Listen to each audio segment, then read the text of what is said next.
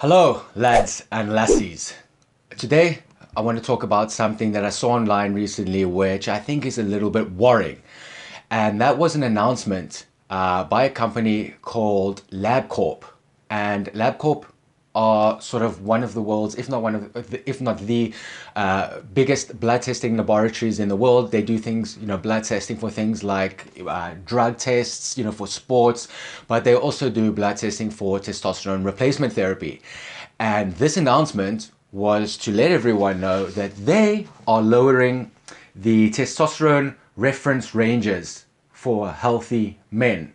Right, so I'll put a copy of their announcement up on screen. I'll put a link in the description also so that you can go have a read through it if you want. They give their sort of reasoning and that behind it and how they came to this decision. But today I want to talk about what the decision was, how that range has dropped, and what the implications are. So, as you can see on the screen, which I'll put up now, their testosterone reference range, basically what they've done is they've said that they're going to lower what they consider the normal range of testosterone in males, which means it's lower than what it used to be. So what they consider the acceptable normal range is now conveniently lower in men, which in a way is kind of a war on men. Because our testosterone levels are dropping, they're considering this normal, so they can say that's normal, and they drop their normal range, and so it gets lower and lower over the years as we become women. Okay, so let's have a look on screen at how it's changed. So you'll see the original range, right, which was based on a population of lean males. That's how they came to this normal range previously, was between 348 and 1,197 nanograms per deciliter. So many of you know these ranges. You've been to your doctors, you've had testosterone replacement therapy, or you've suspected you have low testosterone and you've had your blood work done, and you'll be familiar with these ranges. Well, now that reference range has been lowered.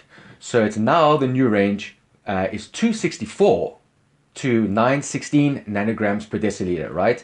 And this conveniently is based on a population, and now it changes to the description is healthy, non-obese males with a BMI of less than 30. Now, if any of you have half a clue of what that means, a healthy BMI is usually between 18 and 24, 25, which means that they're also including guys in the BMI range of 25 to 30, which is overweight, which is not ideal, and that is known to lower men's testosterone if you carry a lot of extra weight. Anyway, so the main crux of this is that the range has dropped from 348 to 1197 to 264 to 916. So that's quite a significant drop. The lower end of the range is already almost 100 nanogram per deciliter drop, which is quite significant. So what does this mean, right? And I think the best way to illustrate that is I'm going to put another one of those testosterone normal ranges graphics up on the screen so that you can see what the sort of ranges are. But what I've put in there is I've put in the previous range as well as the new range so that you can see how it's changed. The previous range is in green, the new range is in red. I believe my graphic is in black and white since I printed it, so it might be the other way around, but I think that's how it is. Anyway, so if you look there, and I want to work through an example with you. So let's say that you do a blood test, and your blood test total testosterone comes back at 300 nanograms per deciliter. Okay, so now if you look at the range that it was before, 300 nanograms per deciliter is less than 348, right? According to the previous range, which in that case, based on the old range, you would be considered deficient, androgen deficient, hypergonadal, and you would have a strong case for going on testosterone replacement therapy, and you would likely get a prescription. Now that range has changed. So now if your test comes back at 300, but you look on the charts according to the new range, your 300 is above 264, which means now they will not consider you deficient, they will consider you normal, and they will most likely decline or say that you do not qualify for testosterone replacement therapy and you just have to live with it and suffer. So previously, the previous range of 348 was already questionable, right? Those of us that are on TRT or that were looking into TRT and that suffered the symptoms of low testosterone, even at about 348, 350, there were a lot of guys that were above that level that were still experiencing symptoms of low testosterone and struggling to get treatment.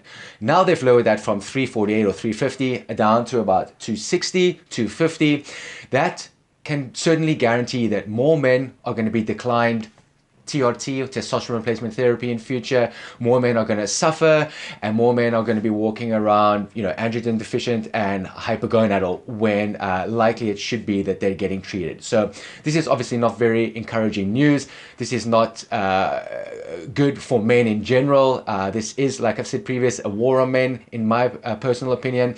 It's like, it was bad enough already, trying to get testosterone replacement therapy. You walk in and they tell you that, no, sorry, you can only get TRT if your testosterone levels are that of a 60 to a 65-year-old man, for example. But now they're saying to you, well, we've lowered the range, so now you can only get testosterone replacement therapy if your testosterone levels are that of like a 65 to a 75-year-old man.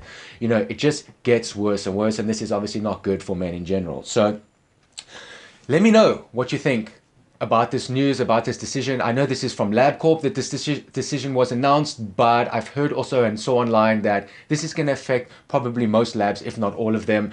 And so the war on men continues. Let me know what you think about this in the comment section below, if you think it's going to affect you in any way. Otherwise, if you like this video, please click like and click the subscribe button for more videos like this in future, and I'll catch you later.